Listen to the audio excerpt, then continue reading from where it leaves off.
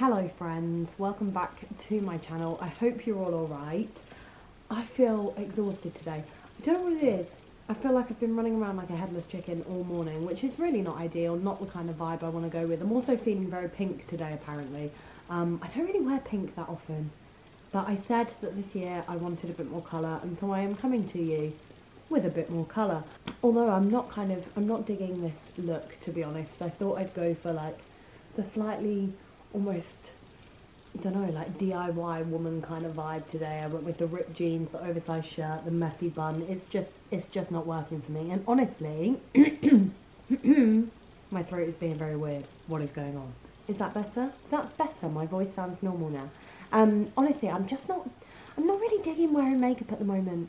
I'm really going off makeup. I feel like it's not, you know, I mean, it's not ideal for my skin anyway. My skin has never loved makeup, but I feel like I'm getting all these like little bumps again. I need to get myself a good cleansing balm. I ran out and I just haven't replaced it, so I've just been using like cleansing water, and it's just not the same. It just doesn't do the job as well. But I started like putting on a really light layer of moisturiser and then a BB cream, and then just doing like a tiny bit of bronzer, a little bit of blusher, and kind of calling it a day at that.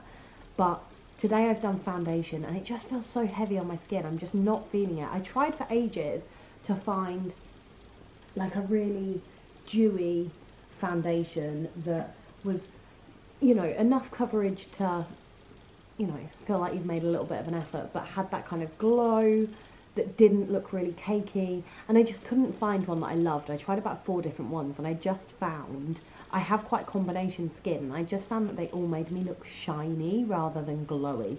So yeah, I don't know, I'm in a bit of a weird phase at the moment physically, but that's not why we're here today. We're here because I thought I would sit down. I've spoken a few times on Instagram over the last like 6 months about our plans for a frozen embryo transfer going forward, and how my brain is in about 50 different places with that. And so I thought, rather than doing like a few text posts here and there, trying to get everything into like 2,000 characters, that I would just sit down and kind of talk you through it, because it is crunch time now. It is crunch time, my friends. We are, this week actually, I am going to do a vlog this week, so next week's video is going to be a vlog.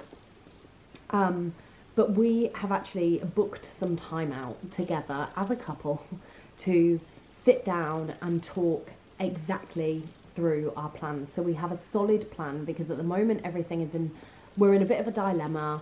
Everything is a bit unclear. We're not really sure what the next steps are, and we need to get a move on with that. So this week we actually paid the storage fee on our embryos. So for anybody who's new, we had 3 fresh cycles of IVF. Our most recent one was successful. My son is now 15 months old, and we are looking at doing a frozen embryo transfer to try for a sibling. I always wanted a big family. A big family is no longer an option, but 2 might be. So that's where we're at. My embryos are currently frozen at our last clinic, if you like. We have 4 embryos on ice. I have no intention of doing another fresh transfer. That's not on the cards for me. I feel like I've done enough. I feel like the pressure of going through everything that we went through in order to help with fertilization. Our first 2 cycles were awful in terms of embryo quality. The first one, we actually didn't have any embryos to transfer by the end of it. The second one, we had 1 very, very poor quality early blastocyst, so it wasn't even as developed as it should have been. Transferred, that didn't work, and we had nothing to freeze. So then this time we did, but we did an awful lot of preparation kind of leading up to that cycle. We didn't have a cycle between March 2020 and then we did our last fresh transfer in January 2022. So we had nearly 2 years between cycles, and during that time we saw nutritionists. I lost weight. Marco lost weight. We had a really expensive and really intense supplement plan. We had tests in between that. We had karyotyping, we had a DNA fragmentation test which told us everything we needed to know. That led to more medication, more supplements for Marco. I think we did that test 3 times in the end. It wasn't cheap. All of the appointments following that up, like we spent thousands of pounds on tests in between that, and I feel like it has been so long that I would want to repeat most, if not all, of those tests. I don't feel like we need to. I feel like if we were to do a fresh cycle again, we would potentially get another, 7 or 8 embryos, and we know full well that's optimistic, considering we've never had that many. I just feel like it would be too much, and too much on me, too much on Marco, too much pressure, and we know that we wouldn't transfer all those embryos, so it almost feels wasteful to do that. We do have a limit, I'll get onto that in a moment, but that's where we're at. So at the moment we've got 4 embryos on ice at our clinic, which is CRGH in London. They are notoriously one of the most expensive clinics that there are.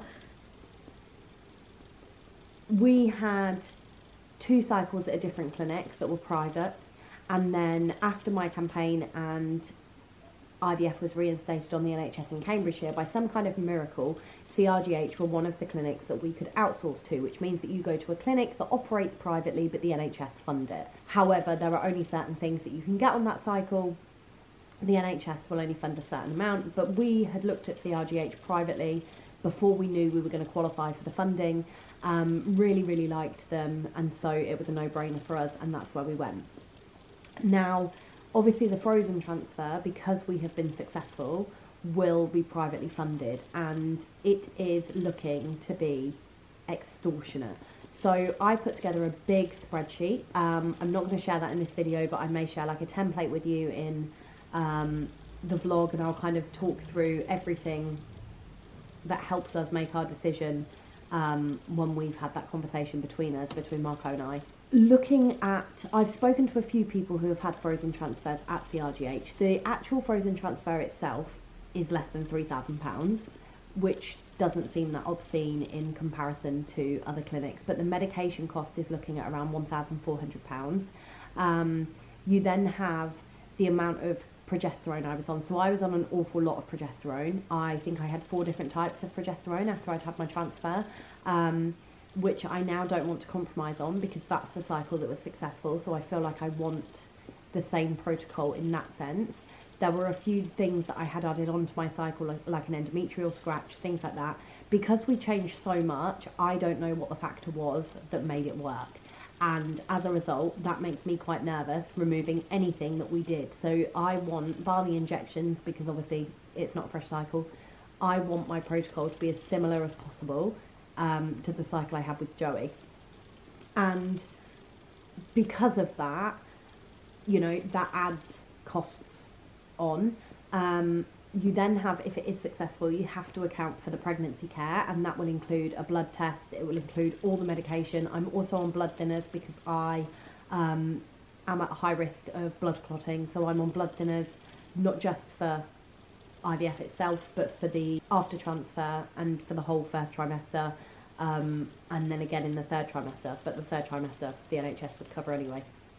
But for that first trimester, so we have a lot of medication costs to consider. But yeah, so there would be the pregnancy medication, the blood test to confirm that you're pregnant, and then you have two scans within the clinic before they will then discharge you to the NHS. And speaking to other people who have had frozen transfers at CRGH, they have been giving me prices that are anything from like $6,500 all in, all the way through to nearly 11,000, and that does include like your consultation, etc. That is just obscene for us, and if we do stay with CRGH where our embryos are, we can only afford to do it once, and even that is a stretch, to be totally honest, but we can afford to do one transfer. So our dilemma is, do we keep them with the clinic where they are, not have to worry about the faff of moving them, and know that we can probably only afford to do it once, or do we look at moving our embryos to a clinic we like but have no experience with, based on other people's recommendations, based on our own research, based on the feeling that we're getting from them talking to them, and potentially be able to try twice. We've done a cost comparison, and I have gone through basically with like the estimated prices of everything within that transfer for the clinics that we're with, and it would be looking, when we've costed it all up, we would be looking at around £9,500. If we were to move our embryos, then including the admin fee of like the export fee, if you like, that we would have to pay to CRGH to move our embryos, the courier fee, every additional service that I want in that cycle, like the extra progesterone. I think it's called like a rescue protocol. So including that, including everything, the endometrial scratch, the treatment itself, etc., all the pre-treatment tests, we'd be looking at about £6,500. And then if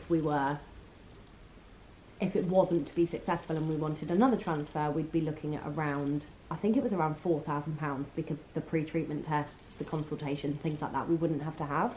So on paper, financially, it's a no-brainer. Financially, the decision is that we move the embryos and we go from there. But there is so much kind of riding on that, because, like I say, we are so confident with the clinic that we're with that I feel like I would have an added kind of anxiety moving them. And if we do go and we don't like that clinic, and, you know, the protocol doesn't go as well as we want, or we feel like a lot of what they said before we do the treatment is lip service, etc., and then we decide that actually they're not the clinic for us, then what do? We have to take a gamble and kind of do it again. We won't move the embryos a third time. And there is, of course, the risk as well that we move the embryos and then when they thaw, they don't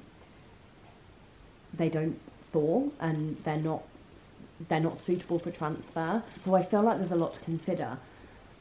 I also feel like by not moving them, another financial aspect is that by moving them, by doing the cheaper transfer, even if, you know, they didn't defrost and only one, we could only transfer one, if for whatever reason we only did one cycle, you compare the prices and that's still like, you know, the best part of £3,500 that we have spare that we can put into other things and that we can, you know, we can still have ownership of, rather than spending, you know, a small fortune on one chance. But I feel like I'm in a difficult place with it anyway, because so Marco and I have both said that if it hasn't worked by the end of this year, then that's it, we're done. We have been in the IVF space, in the infertility space for, you know, 10 years nearly. It'll be 10 years this December, well, 10 years in January, sorry, since I came off the pill. It was 9 years ago this month. So we will have dedicated nearly a decade to our life, well, an actual decade of our life, of our lives, to trying to get pregnant. And I feel like if it hasn't worked by the end of this year, then it is the right time to kind of close the door on that and move on from that chapter. And that will be an adjustment. Like, I cannot lie and tell you that I am completely comfortable with that decision. It's a decision that we've made. I do believe it's the right decision, but I don't believe it is going to be an easy thing for me to come to terms with if we end up in that situation. I don't feel like I'm done having children. I don't feel like my family is complete in that sense. I think, you know, Joey is everything and he will always be enough. And if it doesn't work, then I am so lucky that I have Joey, and that's the way it's meant to be. And our family is complete. But right now, I feel like I have more love to give. I feel like I really want to give Joey a sibling for a lot of different reasons. And it feels like the right thing to do. So, like I say, we are sitting down this week. We are going to have that conversation about what to do going forward. And then whatever we decide to do, we are hoping that kind of in the spring, maybe, we will go ahead with treatment and start treatment. But the more time that goes on, the more I am leaning towards no matter where we go, only doing the one transfer. And I feel like I'm crazy for even contemplating that, because if it doesn't work, will I change my mind? But I just feel like I'm done with it. Like, I really want to have another baby, but I really don't want to do treatment again. And I am doing, and, you know, there was a certain period of time, you know, maybe 6 months or so ago, where I would have said that I would do however many transfers it took. And although I knew we wouldn't do a fresh transfer, and there's two of us in this relationship, and what both of us want matters here, I probably would transfer all four, and then if it didn't work, go and do a private transfer, go and do a full cycle again. But that's not what Marco wants. honestly, if I turned around tomorrow and said, okay, let's not do it, we're done, Marco would be okay with that. Like, he would happily have another child, but he's more than happy as we are, and so it's not something that he is busting to do. But I really feel the need to grow our family. It's something I really, really want, and so we compromised on that, and we said, okay, 2 transfers max. Now we need to decide, I think, how much money we're willing to put into this, how we are going to go about that, and we'll be making that decision this week. So the way that I've done it, like I say, I've made a spreadsheet. I love a spreadsheet, love a Google Doc. I have made a spreadsheet on the cost, what we've already spent, and then the cost of sticking with our clinic and doing a frozen transfer with a similar protocol to what we had before, with a few things that will need to be added on. So for example, it's been so long since we had our IVF, we will need a new consultation and not a follow-up consultation. A lot of the pre-treatment tests we will need to redo, etc. So, and then I've allowed a little buffer because it's IVF and everything is a bit unexpected. And then the cost of the new clinic, including everything, a bit of a buffer, and moving the embryos. And then I've also done a comparison to another clinic that's somewhere in between that we know we like, but it's a bit further afield, which isn't something we necessarily want to do, but is an option if we were to have a consultation with the clinic we think we're going to go to and didn't like them, for example. So we have a third option. And then once we've done that, once we've had that consultation, once we've had that conversation, we've decided what to do. If we do decide to move the embryos, then we can sit down, have a conversation with the clinic, a consultation, and arrange for those embryos to be moved. And a lot of people have said that once those embryos have moved, you know, you start pretty quickly. We're not in a rush. We've paid for the whole year for our embryos, but I would like a transfer before the summer because I don't want to feel like we're rushing everything over that time. So that's where we're at with that. I feel like that was really jumbled. I feel like a lot of that maybe didn't make sense. I don't know. I'm probably going to edit this and think, Jesus, what was going on in your brain while you were recording this? But it's just a really difficult decision. I think we will move the embryos. I think that is the sensible thing to do, but just in my heart, I feel reluctant to do it because although financially it's the best decision, location wise it's the best decision because the new clinic is a lot closer, it's tricky when the only time we've ever had any element of success has been with this clinic, and they were brilliant. And so it is like, are we going to be sacrificing somewhere where we are so comfortable, we are so trusting, and we've had such a good experience with, for a mediocre service? Like, you just don't know. And I think that's the biggest thing with fertility treatment, is that fear of the unknown. The other option that we have is going through Gaia. So I don't know if I need to declare this as an ad or not, to be honest, but I'll just preface it by saying I work for Gaia. It's not an influencer relationship. It used to be. It's not anymore. Now I am an actual employee of Gaia. So I don't know where I stand on declaring that. So there you go. I'll just declare it. But I work for them. I work in their marketing team, and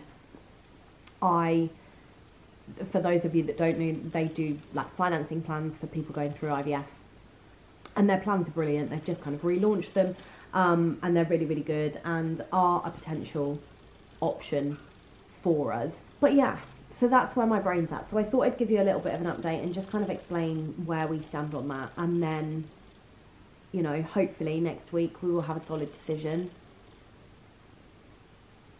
and a budget, and we'll know what to do.